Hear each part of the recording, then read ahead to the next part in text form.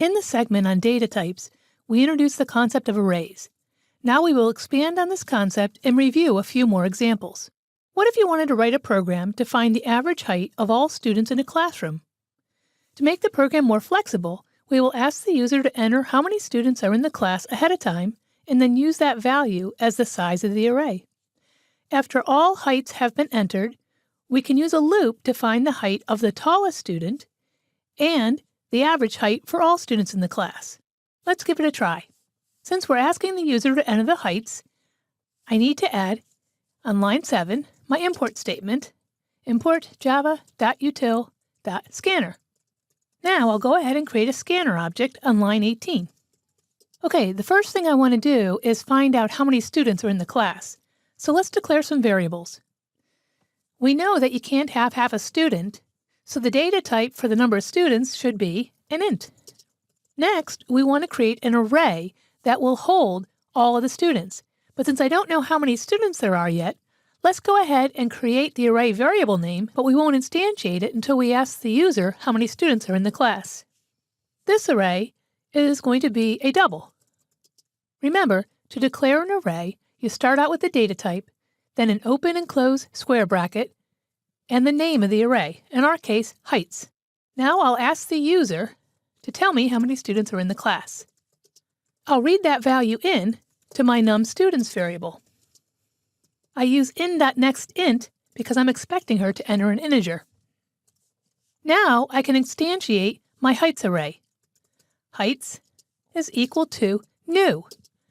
Remember, new is how we instantiate an array or an object. I'll use the numStudents as the value for how many array elements I should have. Now, I need a loop to go through and get the heights of each student. Since we know how many students there are, I'll use a for loop. Inside the loop, I will ask for the height of each student and read that variable right into my array.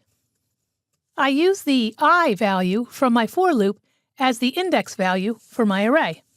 At this point, the user has entered in all the values for all the students in the class.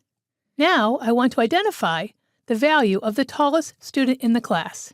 This is a common algorithm that you'll see often in programming.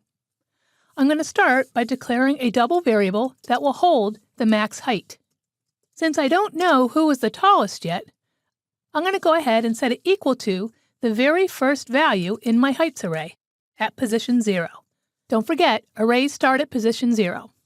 Now, I want to compare that height to all the other heights in the array. So again, I'm going to use another for loop. This time, I'm going to start I out at 1, since I know I have the height of the very first element in the array. Inside the for loop, I'll compare the max height and see if that is less than the height of this element in the array. If it is, that means I have a new max height. So I'll reset my max height equal to the value in the array. Okay, when I'm all done, the max height variable will have the max height of the tallest student in the class. You might have noticed that I did not use curly braces to enclose the one line of code after the if statement. If you are only executing one line of code after an if statement or an else statement, you do not need curly braces. If I wanted to execute more than one statement, then curly braces are required. The last thing I want to do is to add up all the heights so I can find the average height. So let's do one more for loop.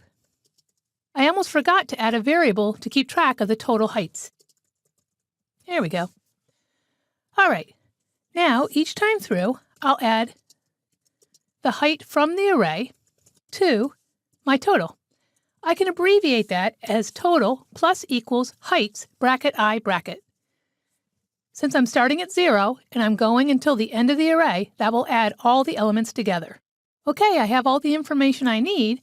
Now I want to print out the average height and the max height.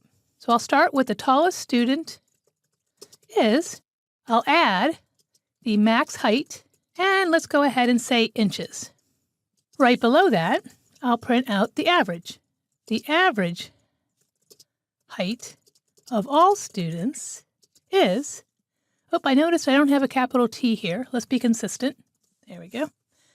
Is plus, this time I need to do a calculation. I need to take the total and I need to divide it by the number of students that were in the class. Since the total is a double value because it's the sum of all the heights, I don't have to worry about dividing it by an integer value num students.